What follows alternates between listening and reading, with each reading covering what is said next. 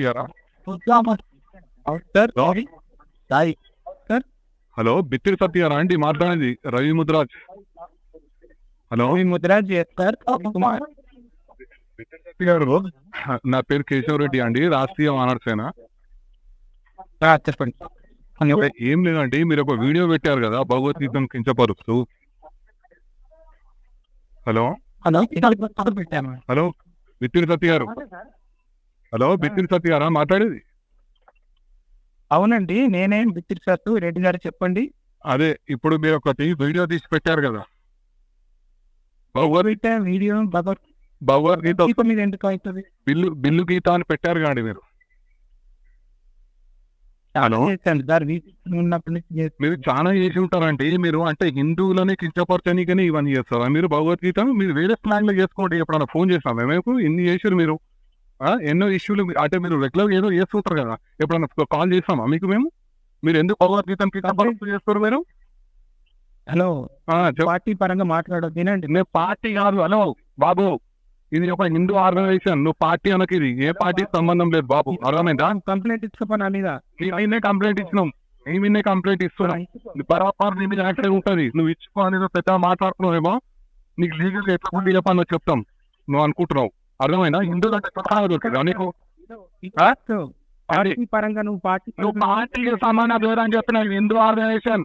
నువ్వు హిందువులను కించపరుస్తున్నావు, భగవద్గీతను కించపరుస్తున్నావు నువ్వు, అర్థమైందా? ఎవరిని మరి నువ్వు అయితే నేనే నువ్వు హిందూ నీకు తెలవాలి. నువ్వు ఎట్లా కించపరిచినావు? నువ్వు నన్ను అడుగుతున్నావు.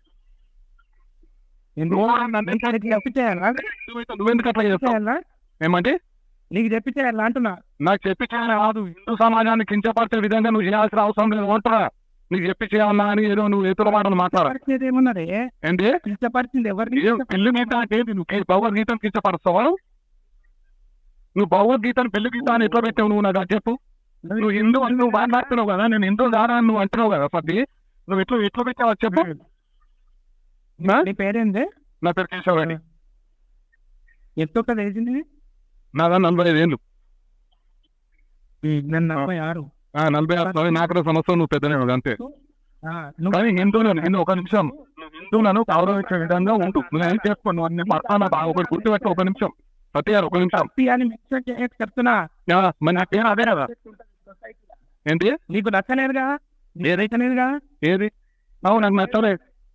నాకు నచ్చలేదు. 1000 మందికి ఎవరికి నచ్చింది? 1000 మంది అయితే నువ్వు హిందూ సమాజానికి ఇంత వరుసుకుంటూ భగవద్గీత మీద పెడతావా? నువ్వు సబ్స్క్రైబ్ చేయకు, నువ్వు నా దాన్ని డిలీట్ చేయి, బ్లాక్ లో పెట్టుకో. నువ్వు చూడకు అవన్నీ నువ్వు చెప్పాల్సిన అవసరం లేదు. హిందూ సమాజం నీకు ఎట్లా బుద్ధి చెప్పాలో చెప్తుంది. బరాబర్ హిందూ సమాజంతో నీకు చెప్పిస్తా.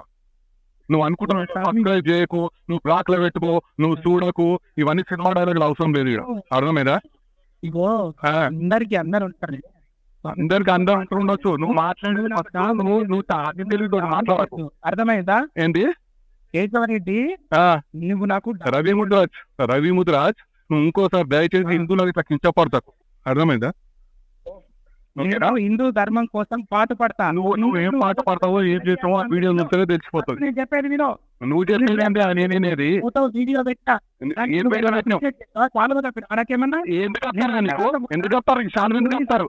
ఏం ఇంత కించపరచుకుంటారు? చాలా చెప్తాను ఇంకా మాట్లాడుతున్నాను. ప్రచారం చేసినప్పుడు నీ బాధ్యత కదా. ఏం ప్రచారం చేస్తాను? ఏం ప్రచారం చేస్తాను? నీకెందుకు ఎందుకు కించపరచుకుంటావు? నీకు చెప్తారు ఏంటి?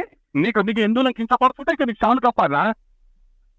నువ్వు చేసేది ఇంకా నేను ఒక సుఖమైన పని అని చెప్పి నీకు చాలు కప్పాలి. చెప్పినట్టు ఏ శాస్త్రంలో రాస్తున్నది? ఏంటి నువ్వు? నేను శ్లోకాలు పాడతా, నువ్వు ధర్మం హిందువులు ఉన్నావు కాను, ఒక శ్లోకం పాడతా. నీకు అవసరం మాకు లేదు. ఏదో కించపరచుకుంటాను మాట్లాడి ఏదో ధర్మం అని ఏదో డైలాగులు అవసరం లేదు. అర్థమైందా? నువ్వు హిందూ సమాజాన్ని క్షమాపణ చెప్పు. నువ్వు అర్థమైందా? నేను హిందువును, నేను శ్లోకాలు పాడతాను, నువ్వు అదే శ్లోకాలు తిరిగి పాడున్నా ముందలా. నువ్వు హిందూ పాడాల్సిన అవసరం లేదు మాకు. అర్థమైందా? నీకు ఇష్టం వచ్చినట్టు పాడాల్సిన అవసరం నాకు లేదు. లేకపోతే నీకు హిందూ సమాజం ఏ రకంగా బుద్ధి చెప్పాలో అట్లా చెప్తాం. న్యాయబద్ధంగా చట్టబద్ధంగా అన్ని ఎదుర్కోగలరు. రైటా? తనవే లేవు హిందూ సమాజము. నువ్వు కూడా ఒక్కనివే లేవు. నువ్వు పెద్ద హిందూ అని నువ్వు ఫీల్ అవుతున్నట్టు నువ్వు కూడా ఏం ఫీల్ కాకట్లా. అర్థమైందా? ఇప్పుడు పరామరిస్తాం సరే, పరామరి ప్రశ్నిస్తాం. అర్థమైందా? బరాబరి ఎదుర్కొంటా. ఎదుర్కోమన్నా, ఎదుర్కో, ఎదుర్కో, ఎదుర్కో, రైట్, ఎదుర్కో.